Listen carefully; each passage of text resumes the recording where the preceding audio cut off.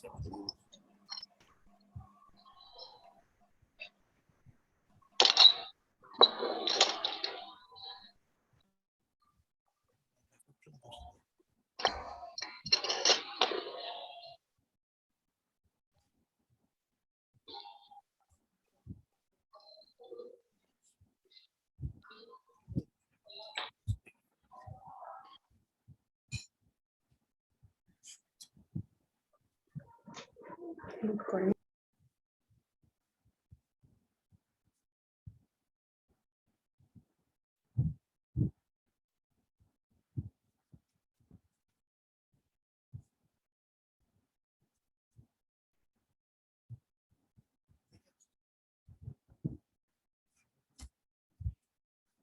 ভিডিওটা অন করো, তাহলে আমরা রেকর্ড দিয়ে দিব।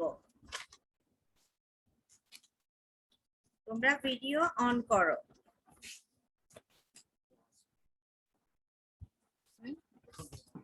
ঠিক আছে, আমি ক্লাসে চলে যাচ্ছি। আসসালামু আলাইকুম আমার সুপ্রিয় ছাত্রীরা, তোমাদেরকে অশেষ শুভেচ্ছা জানিয়ে আমি সান্ধ্যকালীন জুম ক্লাস শুরু করছি। ফাতেমা শর্মিন, সহকারী অধ্যাপক ও বিভাগীয় প্রধান, ব্যবস্থাপনা বিভাগ, আগ্রাবাদ মহিলা কলেজ। আমরা ব্যবস্থাপনার দ্বিতীয় পত্র পড়ছিলাম। ব্যবসা সংগঠন ও ব্যবস্থাপনার দ্বিতীয় পত্র হচ্ছে ব্যবস্থাপনা, আমরা এটা পড়ছিলাম। আমরা মাঝে মাঝে এমসিকিউ, মাঝে মাঝে জ্ঞানমূলক প্রশ্ন, মাঝে মাঝে তোমাদের সাথে অ্যাসাইনমেন্ট সংক্রান্ত ক্লাস চলছে। আজকে আমরা আওতা পড়ব। আমাদের শর্ট এন্ড সিলেবাসটা সবসময় হাতে রাখবে। আমাদের ব্যবস্থাপনার ধারণা বা সংজ্ঞা, এটা মেয়েরা চেহারাটা একটু দেখাও, তোমাদেরকে দেখে কথা বলতে খুব ভালো লাগে। গুরুত্ব, ব্যবস্থাপনার কার্যাবলী, ব্যবস্থাপনার চক্র, এতটুকু পর্যন্ত আমরা জানি। ব্যবস্থাপনার স্তর জানি। সর্বজনীনতা একটা নোট দিব বা একটা ভিডিও ক্লাস দিব। আর আওতাটা আজকে বলবো। পেশা, ব্যবস্থাপনা কি পেশা কিনা সেটা যদি শেষ করতে পারি তাহলে আমাদের এই চ্যাপ্টারটা ক্লোজ শেষ হয়ে যাবে। তার আগে একটু তোমাদের অ্যাসাইনমেন্ট সংক্রান্ত কথা বলতে চাই। আসসালামু আলাইকুম। ওয়ালাইকুম সালাম। তোমাদেরকে একটু অ্যাসাইনমেন্ট সংক্রান্ত একটু কথা বলতে চাই। তোমরা কয়টা অ্যাসাইনমেন্ট জমা দিয়েছো?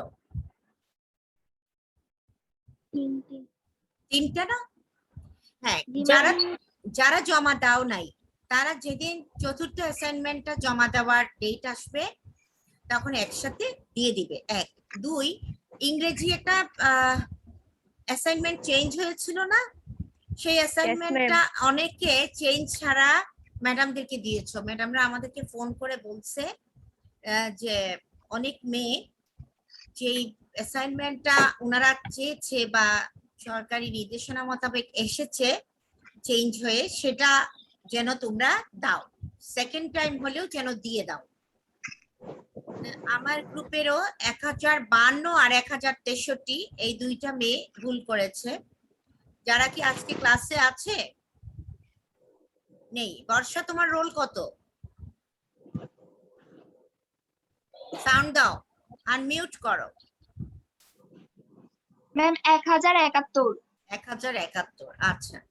তাহলে 1052 আর 1063 তো নেই না এখানে। ঠিক আছে, তাদেরকে ওভার টেলিফোন আমাকে বলতে হবে।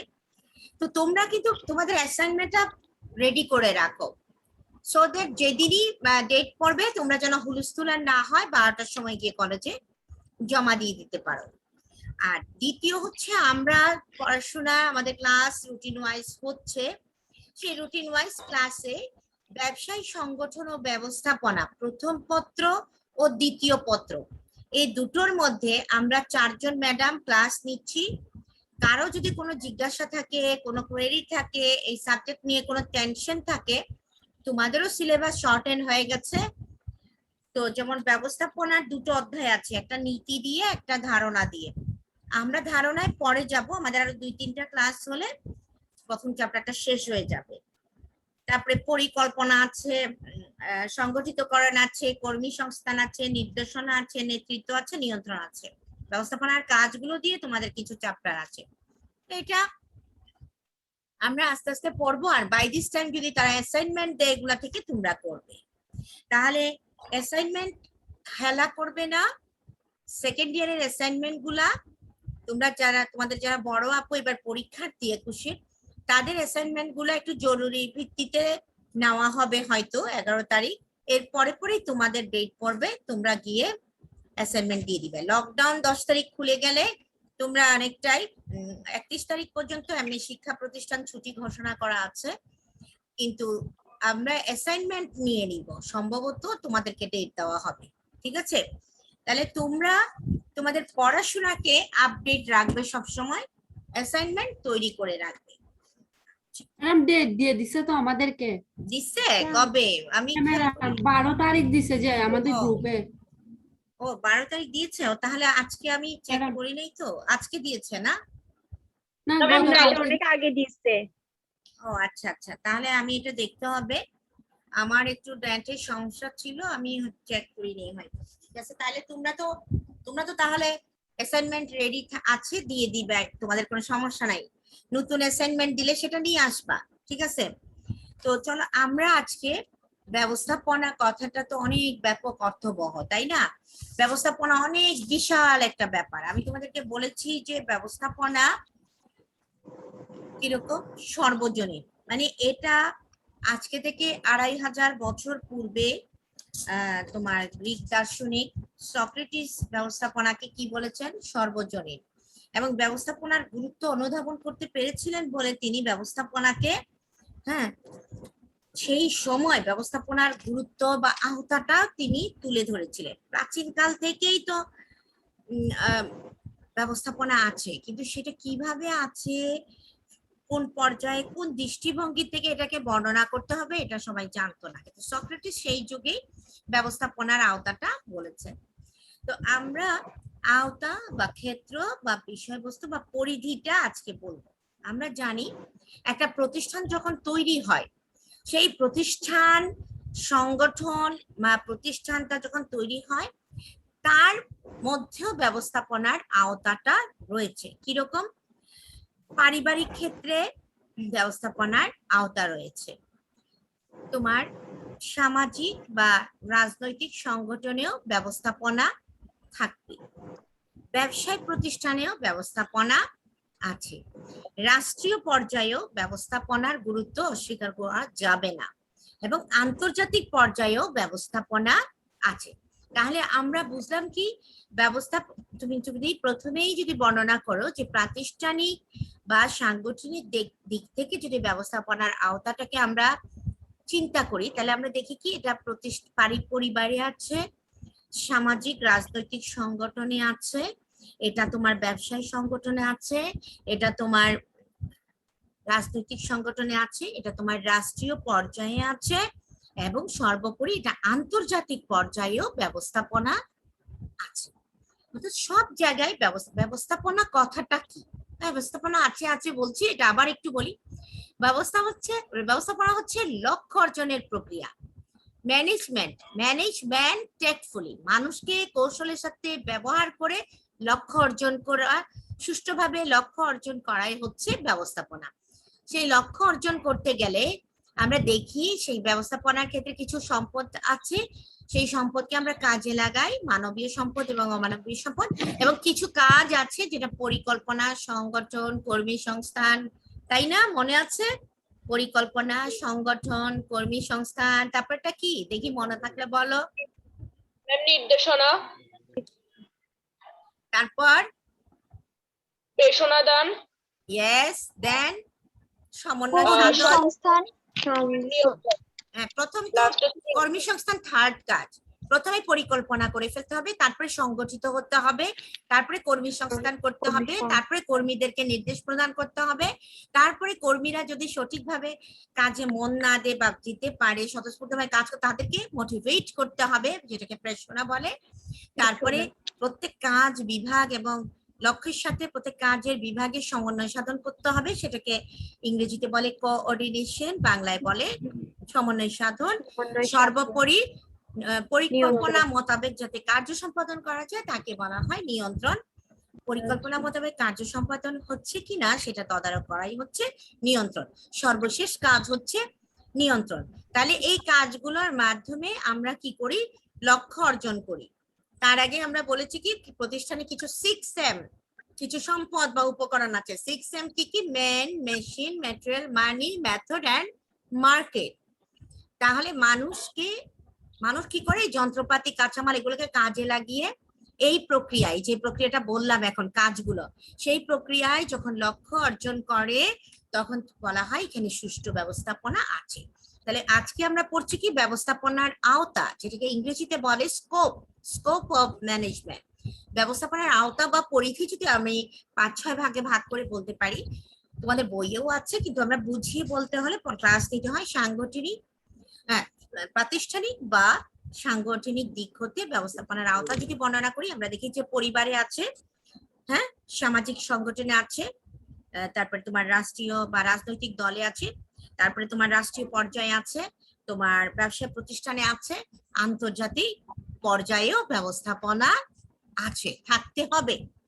আবার কাজের দৃষ্টিকোণ থেকে যদি ব্যবস্থাপনার আওতাটা চিন্তা করি, তাহলে দেখি একটা সংগঠন যখন আছে, সেই কাজের দৃষ্টিকোণ থেকে আমরা কিভাবে দেখি যে প্রতিষ্ঠানটা পরিচালনা করব, সেখানে ব্যবস্থাপনা দরকার। সংগঠনটা যদি পরিচালনা করি, সেখানে সুষ্ঠু ব্যবস্থাপনা না থাকলে বিশৃঙ্খলা সৃষ্টি হবে এবং সঠিকভাবে লক্ষ্য অর্জন হবে না। তাহলে সেখানেও সঠিক ব্যবস্থাপনা থাকতে হবে। ব্যবস্থাপকদের ব্যবস্থাপকরা থাকে না, কাজ যারা আমাদের লোকদের দ্বারা কাজ সম্পাদন করে নেয়, সেই ব্যবস্থাপকদেরকেও ব্যবস্থাপনা লাগে, ব্যবস্থাপনা দরকার। অর্থাৎ ব্যবস্থাপকরাও কিন্তু ব্যবস্থাপনার আওতার বাইরে না। শ্রমিক কর্মী, তাদেরও একটা ব্যবস্থাপনা লাগে। শ্রমিক কর্মীদেরকেও কি করতে হয়? এমন ভাবে পরিচালনা করতে হয়, এমন ভাবে তারা চলতে হয় যে তাদেরও কি থাকবে? তারাও ব্যবস্থাপনার আওতার মধ্যে থাকবে। তাহলে আমরা দেখতে পাচ্ছি যে ব্যবস্থাপনা কার্যের অধীনে সংগঠন যেমন পরিচালনা করতে ব্যবস্থাপনা কার্য দরকার, তেমনি ব্যবস্থাপকদের পরিচালনা করতেও ব্যবস্থাপনা দরকার, তেমনি শ্রমিক কর্মীও ব্যবস্থাপনা কার্যের অধীনে আছে। অর্থাৎ সমন্বয় সাধন করব, নিয়ন্ত্রণ করব, এই যে সমস্ত কাজগুলা, সেগুলা সবকিছুর ব্যবস্থাপনার কাজ। এবং এই পর্যায়ে দেখতে পাচ্ছি আমরা কাজের সেই ধারাবাহিকতাটা, আমরা সেখানেও আমরা ব্যবস্থাপনা আছে। স্তর ভেদে ব্যবস্থাপনার আওতা আছে। ব্যবস্থাপনার স্তর শিখেছিলাম একদিন, লেভেলস অফ ম্যানেজমেন্ট। উচ্চ স্তর, মধ্য স্তর, নিম্ন স্তর, মনে আছে? উচ্চ স্তর, মধ্য স্তর, নিম্ন স্তর। স্তর ভেদেও ব্যবস্থাপনা আওতা রয়েছে। কিরকম? উচ্চ পর্যায়েও ব্যবস্থাপনার আওতা রয়েছে, মধ্য পর্যায়ে ব্যবস্থাপনা আওতাধীন, নিম্ন পর্যায়ে ব্যবস্থাপনা রয়েছে। অর্থাৎ এই কোনোটাই ব্যবস্থাপনার বাহিরে নয়। কাজের প্রকৃতি অনুযায়ী ব্যবস্থাপনা, যেমন অফিস ব্যবস্থাপনা, যেমন কর্মী ব্যবস্থাপনা, যেমন অর্থ ব্যবস্থাপনা, যেমন উৎপাদন ব্যবস্থাপনা, যেমন বাজারজাতকরণ ব্যবস্থাপনা, এই ক্ষেত্রেও ব্যবস্থাপনা রয়েছে। কৌশলের ভিত্তিতে ব্যবস্থাপনা সেটা কি? এটা মাথার মধ্যে প্রশ্ন আসে না যে কৌশলের ভিত্তিতে আবার কি ব্যবস্থাপনা? কৌশলের ভিত্তিতে ব্যবস্থাপনা হচ্ছে যখন তোমরা দেখবা একজন ব্যবস্থাপক যখন লক্ষ্য অর্জন করতে চায়, কোনো লক্ষ্যে পৌঁছাতে চায়, সে তখন অনেক ধরনের কৌশল অবলম্বন করে, লোকের দ্বারা কাজ সম্পাদন করে কৌশলের মাধ্যমে। ম্যানেজমেন্ট ট্যাক্টফুলি, তার সংজ্ঞার মধ্যে আছে ম্যানেজমেন্ট ট্যাক্টফুলি। এই প্রতিযোগিতামূলক বিশ্বে সফলতার সাথে টিকে থাকতে হলে অনেক রণকৌশল বা সামরিক বাহিনীতে যে কৌশল আর্মিরা ইউজ করে, সেরকম কৌশল ব্যবহার করতে হয়। তথ্য বিশ্লেষণ করতে হয়, তথ্য সংরক্ষণ করতে হয়, তথ্যগুলোকে কাজে লাগাতে হয়, বিভিন্ন ধরনের কর্মসূচি নিতে হয়, লোককে ব্যবহার করতে হয়। অর্থাৎ কৌশল অবলম্বন করতে হয়। বিভিন্ন ধরনের কৌশল অবলম্বন করে কি করা হয়? কার্য সম্পাদন করা হয়। তাহলে কৌশল প্রয়োগের ভিত্তিতেও আমরা ব্যবস্থাপনার আওতাটা পাই বা বর্ণনা করতে পারি। আর প্রয়োজনের দৃষ্টিতে ব্যবস্থাপনা কি? মনে করো প্রয়োজনটা কি? আমরা বারবার একটা জিনিস দেখেছি, আমরা পড়বো, আমরা আরো ডিটেলসে যখন যাব তখন আমরা দেখব ব্যবস্থাপনা কথাটা কিন্তু ব্যাপক অর্থবহ। শুধু মানুষকে কৌশলের সাথে ব্যবহার করে লক্ষ্য অর্জনই ব্যবস্থাপনা নয়। এই ব্যবস্থাপনার এই যে তোমাদেরকে এখন যেটা শিখাচ্ছি আওতা বা পরিধি অত্যন্ত ব্যাপক এবং বিস্তৃত। আমরা দেখতে পেলাম প্রতিষ্ঠানে ব্যবস্থাপনা আছে, স্তরভেদে ব্যবস্থাপনা আছে, কৌশলের নিরিখে ব্যবস্থাপনা আছে, প্রয়োজনের নিরিখে ব্যবস্থাপনা আছে, আন্তর্জাতিক পর্যায়ে ব্যবস্থাপনা আছে, সরকারি পর্যায়ে আছে, সংগঠন পর্যায়ে আছে। অর্থাৎ ব্যবস্থাপনা কোথায় নাই, স্তরভেদে ব্যবস্থাপনা আছে। তাহলে আমরা দেখতে পাচ্ছি যে ব্যবস্থাপনার এই আওতাটা ব্যাপক। এবং এটা তোমরা আমি তোমাদেরকে যে লেকচারটা এখন দিচ্ছি সেটা কিন্তু আমি ডিগ্রি পর্যন্ত বই ফলো করি। দেখি যে পরিবারে যে ব্যবস্থাপনা, তোমরা মেয়েরা যাতে বলতে পারো যে ব্যবস্থাপনা খেলার মাঠে আছে, পরিবারে আছে, সামাজিক সংগঠনে আছে, রাষ্ট্রীয় পর্যায়ে আছে, তাই না? ব্যবস্থাপনা তোমার আন্তর্জাতিক পর্যায়ে আছে, ব্যবস্থাপনার এই যে প্রয়োজনের নিরিখে আছে, অফিস ব্যবস্থাপনায় আছে, অর্থ সংগ্রহ করতে হবে প্রতিষ্ঠানে, সেই অর্থ ব্যবস্থাপনা আছে, উৎপাদন করতে হবে, সেই উৎপাদন ব্যবস্থাপনা আওতাধীন, তাই না? ব্যবস্থাপনার আওতাধীন। তার উৎপাদন একটা গুরুত্বপূর্ণ কাজ, উৎপাদন ছাড়া কারবারি প্রতিষ্ঠান চলতে পারে না, তাই না? কৌশলের নিরিখে ব্যবস্থাপনা আমরা দেখেছি, দীর্ঘমেয়াদী কৌশল, স্বল্পমেয়াদী কৌশল, যে কোনো কৌশল আমরা ব্যবহার করতে পারি, সেই কৌশলের নিরিখেও ব্যবস্থাপনা। তারপরে প্রতিষ্ঠানে বিভিন্ন বিভাগ আছে, উপবিভাগ আছে, শাখা আছে, কথা বলো না, কথা আসতেছে বাইরে। বিভিন্ন কার্য সম্পাদন করতে হলে প্রতিষ্ঠানে বিভিন্ন বিভাগ, বিভিন্ন শাখা, বিভিন্ন উপবিভাগ ইত্যাদি থাকে। এই প্রত্যেকটা বিভাগে কাজ থাকে, উদ্দেশ্য থাকে, প্রত্যেকটা বিভাগের কাজও ব্যবস্থাপনার আওতাধীন। অর্থাৎ শাখায়ও ব্যবস্থাপনা কাজ আছে, উৎপাদনেও আছে, উপবিভাগে আছে, শাখাতে আছে, বিভাগে আছে। প্রতিষ্ঠানটাকে বিভিন্ন বিভাগ, উপবিভাগ, শাখা যাই থাকবে সব জায়গায় ব্যবস্থাপনার আওতাধীন। তাহলে আমরা আমাদের পাঠ্যর মধ্যে ব্যবস্থাপনার আওতাটা আজকে জানলাম। এটা তোমাদের কাছে ক্লিয়ার না হলে আমি আবারও একটু বলবো, কিন্তু তোমরা বই দেখবে, বই না ঘাটলে তোমরা পারবা না। যেমন চক্র বলতে শিখিয়েছি, ব্যবস্থাপনার কাজগুলা ধারাবাহিকভাবে চক্রাকারে আবর্তনকে বলা হয় ব্যবস্থাপনার চক্র। আর আওতা কি বলতো, কে বুঝো? ব্যবস্থাপনার আওতাটা কি? মানুষ যখন সমাজবদ্ধ হলো, উৎপাদন শুরু করলো, পণ্য সভ্যতা বাড়তে লাগলো, উৎপাদিত পণ্য বিক্রয় হতে লাগলো, মানুষের কর্ম প্রচেষ্টা আস্তে আস্তে সম্প্রসারিত হলো ব্যবসার দিকে, তাই না? মানুষ আস্তে আস্তে কি করলো? আস্তে আস্তে ব্যবসার দিকে চলে গেল। তো ব্যবস্থাপনার আওতাটা আমরা চিন্তা করলে দেখি যে এই কথাগুলো চিন্তা করলে দেখি যে মানুষ একটা সময়, প্রাচীনকালে মানুষ কিরকম ছিল, ওরকম সমাজবদ্ধ ছিল না, অভাব ছিল, এত শিল্প প্রতিষ্ঠান ছিল না, ব্যবসা শুরু হয় নাই, কিন্তু মানুষের কর্মকাণ্ড যখনই বাড়তে লাগলো ব্যবস্থাপনার গুরুত্ব আসতে লাগলো। এখন আমরা দেখি যে হাসপাতালে ব্যবস্থাপনা লাগবে, একটা খেলার মাঠে ব্যবস্থাপনা লাগে, একটা নাট্য সংগঠনে ব্যবস্থাপনা দরকার, একটা স্কুলে ব্যবস্থাপনা দরকার, একটা ক্লাসরুমে ব্যবস্থাপনা দরকার, একটা হসপিটাল থেকে শুরু করে, খেলার মাঠ থেকে শুরু করে পরিবারে পিতা একজন ভালো ব্যবস্থাপক হতে হয়। তাহলে ব্যবস্থাপনা কথাটা ব্যাপক গুরুত্বপূর্ণ এবং অর্থবহ, এবং এর আওতা অপরিসীম, এর আওতা ভীষণ ব্যাপক, এবং এটার মূল্যটা, গুরুত্বটা 2500 বছর পূর্বে সক্রেটিস, যার নাম তোমরা সবাই শুনেছো, গ্রিক দার্শনিক, সেই 2500 বছর পূর্বে ব্যবস্থাপনার সর্বজনীন কথাটা বলে গেছে। অর্থাৎ সব জায়গায় ব্যবস্থাপনা প্রয়োজন, এই জন্য এটার আওতাটা এত ব্যাপক বা গুরুত্বপূর্ণ বা এত বেশি অর্থবহ, এত বেশি পরিধিটা ব্যাপক। তাহলে আমরা 5 ভাগে বা 6 ভাগে বলি। আবার প্রতিষ্ঠান বা সাংগঠনিক দিক থেকে ব্যবস্থাপনার আওতাকে বর্ণনা করবা। স্তর ভেদে ব্যবস্থাপনার যে স্তর ভেদে ব্যবস্থাপনার আওতা বর্ণনা করতে হবে। কাজের দৃষ্টিভঙ্গিতে ব্যবস্থাপনার আওতা বলতে হবে। কাজের দৃষ্টিভঙ্গি কোনটা? কাজ সংগঠন পরিচালনা, ব্যবস্থাপকদের পরিচালনা, শ্রমিক কর্মীদেরকে পরিচালনা ইত্যাদি সব ব্যবস্থাপনার আওতাধীন। এরপরে আসো কাজের প্রকৃতি অনুযায়ী ব্যবস্থাপনা। প্রকৃতি কি? একটা অফিস ব্যবস্থাপনা, কর্মী ব্যবস্থাপনা, অর্থ ব্যবস্থাপনা, উৎপাদন ব্যবস্থাপনা, বাজারজাতকরণ, পণ্য উৎপাদিত হয়ে গেলে সেটা বাজারজাতকরণ, সেই ব্যবস্থাপনার আওতাধীন। এবার আসি যে কৌশল প্রয়োগের ভিত্তিতেও কার্য সম্পাদন করা, সেটা স্বল্প মেয়াদী কৌশল হতে পারে, দীর্ঘমেয়াদী কৌশল হতে পারে।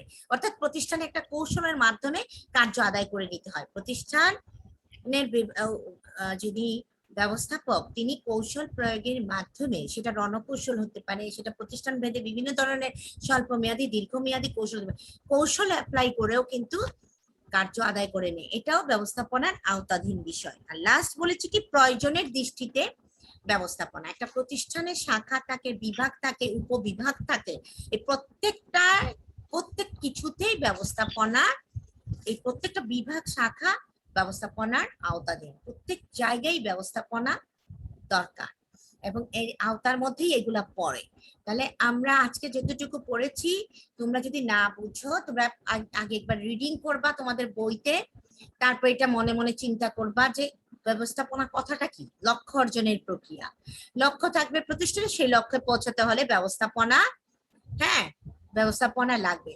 লক্ষ্য পৌঁছাতে হলে কেন লাগবে? দুটো আমি একটা উদাহরণ দেই। একটা খুব সুচিন্তিত ব্যবস্থাপনা আছে, একটা ভালো ব্যবস্থাপনা আছে একটা প্রতিষ্ঠান, আর একটা প্রতিষ্ঠানে ভালো ব্যবস্থাপনা নাই। দুটো প্রতিষ্ঠান লক্ষ্য অর্জন করলো, একজনের লক্ষ্য অর্জন ভালোভাবে হলো না, 100% প্রোডাকশন বা উৎপাদন নিশ্চিত করতে পারলো না একজন। একটা প্রতিষ্ঠান কিন্তু 100% উৎপাদন নিশ্চিত করতে পারলো। কি কারণে? দ্বিতীয় প্রতিষ্ঠানটা পারে নাই, তার কাছে সুষ্ঠু ব্যবস্থাপনা ছিল না। তার মানে সে অর্থ ব্যবস্থাপনা করতে হবে, শ্রমিক কর্মী ব্যবস্থাপনা করতে হবে, ব্যবস্থাপকদের ব্যবস্থাপনা করতে হবে, অফিস ব্যবস্থাপনা করতে হবে, স্তরভেদে সে ব্যবস্থাপনা সঠিকভাবে করতে হবে, তাই না? প্রয়োজনে নিরীক্ষে করতে হবে, প্রয়োজনে কৌশল অ্যাপ্লাই করতে হবে, কাজের দৃষ্টিভঙ্গিতে ব্যবস্থাপনা আসতে হবে। তাহলে দেখা যাচ্ছে যে একজন পরিবারে যদি পিতা সুষ্ঠু ব্যবস্থাপক না হন, তাহলে তার পরিবারটা ধ্বংস হয়ে যায়। দেখা যায় ছেলে বকে গেছে, তিনি অনেক টাকা পয়সা রোজগার করেন, কিন্তু তার ওয়াইফ ক্লাবে যাচ্ছে, তার সন্তান লেখাপড়া শিখে নাই, তার পরিবারটা বিশৃঙ্খল। তাহলে একটা প্রতিষ্ঠানও যখন সুষ্ঠু ব্যবস্থাপনা থাকে না, তখন প্রতিষ্ঠানটা লক্ষ্য অর্জনে সমর্থ হয় না। তার জন্য বলতে হয় যে ব্যবস্থাপনার আওতাটা ব্যাপক, অর্থবহ, এর আওতা বা পরিধি অত্যন্ত ব্যাপক, এবং এর গুরুত্বটা অনুধাবন করবে যে ব্যবস্থাপনা মানেই শুধু পরিবারে আছে কিংবা প্রতিষ্ঠানে আছে কিংবা কারবার সংগঠনে আছে তা না। সর্বত্র ব্যবস্থাপনা বিরাজ করে। একটা নাট্য সংগঠনেও ব্যবস্থাপনা দরকার, একটা খেলার মাঠেও ব্যবস্থাপনা দরকার, একটা বিয়ে বাড়িতেও ব্যবস্থাপনা দরকার, একটা রান্নাঘরেও ব্যবস্থাপনা দরকার। অর্থাৎ সুষ্ঠুভাবে লক্ষ্য অর্জনই হচ্ছে ব্যবস্থাপনা। আর এই লক্ষ্যে পৌঁছাতে হলে কি করতে হয়? লোকের দ্বারা বা সম্পদ গুলোকে কাজে লাগিয়ে কি করতে হয়? লক্ষ্য অর্জনই হচ্ছে ব্যবস্থাপনা। সুষ্ঠু ব্যবস্থাপনা মানে যেটাকে আমরা মিসম্যানেজমেন্ট বলি, ওটা তো জানো, ম্যানেজমেন্ট মিসম্যানেজমেন্ট। সুষ্ঠু ব্যবস্থাপনা যেখানে বিরাজ করে সেখানে অবশ্যই লক্ষ্য অর্জন হবে, আর যেখানে সুষ্ঠু ব্যবস্থাপনা নাই সেখানে কখনোই লক্ষ্য অর্জন হবে না। এই আমি একটা সিম্পল উদাহরণ দেই। বর্তমানে যে করোনা চলছে, দেখো ভ্যাকসিন না দিলে করোনাটা আমাদেরকে দ্রুত অ্যাটাক করবে, মাস্ক না পরলে দ্রুত অ্যাটাক করবে। সরকার এটাকে কিভাবে একটা প্ল্যানের আওতায় নিয়ে আসছে, এটা সুষ্ঠু ব্যবস্থাপনার আওতায় নিয়ে এসছে। প্রথম যারা সিনিয়র সিটিজেন, যাদের অনেক বয়স হয়েছে তাদেরকে দেওয়া হয়েছে। তারপরে দেখো এখন আস্তে আস্তে আওতা 40 বছর, তারপরে 25 বছর, এরপরে ডিগ্রি স্টুডেন্ট, এরপরে দেখবে তোমাদেরকে ভ্যাকসিন দিয়ে দিচ্ছে সো দ্যাট তোমরা কলেজে আসতে পারো, ক্লাস করতে পারো। এটা একটা ব্যবস্থাপনা। তাহলে সরকারি পর্যায়ে ব্যবস্থাপনা থাকবে, রাষ্ট্রীয় কোনো একটা নীতি পরিকল্পনা সেটাকে বাস্তবায়ন করতেও ব্যবস্থাপনা দরকার হয়। সেই জন্য এই ব্যবস্থাপনা এত গুরুত্বপূর্ণ। এখন ব্যবস্থাপনা পেশা হয়ে গেছে। ব্যবস্থাপনা ছাড়া কোনো প্রতিষ্ঠান তার লক্ষ্য অর্জন করতে পারে না, এবং এর আওতাটা এটা তোমরা বুঝতে চেষ্টা করবে এবং ভালোভাবে বই রিডিং করবে। সুস্থ থাকবে, নিরাপদ থাকবে। তোমাদের ভিডিওটা অন করো একটু, দেখি তোমাদেরকে। আমি বিদায় নিব, তার আগে আরেকবার তোমাদেরকে একটু দেখতে চাই। তোমরা ভালো নেট ইউজ করবে। তোমরা অনেক পয়সা করি অন্যদিকে ইউজ করো, ক্লাসের মধ্যে আসতে চাও না, জুম ক্লাসে জয়েন করতে চাও না, কিন্তু জুম ক্লাস করলে কিন্তু তোমরা অনেক বেশি আনন্দিত হবে, তোমরা অনেক বেশি উৎসাহ পাবে, তোমরা ক্লাসের অনেক মজা পাবে, ক্লাসটাকে তোমরা পার্টিসিপেট করতে পারবে, অংশগ্রহণ করতে পারবে, ম্যাডামকে কোয়েশ্চেন করতে পারবে, তাই না? তো আমি বলবো তোমরা সুস্থ থাকো, নিরাপদ থাকো, ভালো থাকো, পড়াশোনার সাথে যুক্ত থাকো, আর অ্যাসাইনমেন্ট দেওয়ার দিন অবশ্যই কলেজে এসে অ্যাসাইনমেন্ট জমা দিয়ে যাবে। তোমাদের জন্য আমার অনেক শুভকামনা, ভালো থেকো। ম্যাম আসসালামু আলাইকুম। আসসালামু আলাইকুম। ওয়ালাইকুম আসসালাম। আজকের মতো বিদায় নিচ্ছি।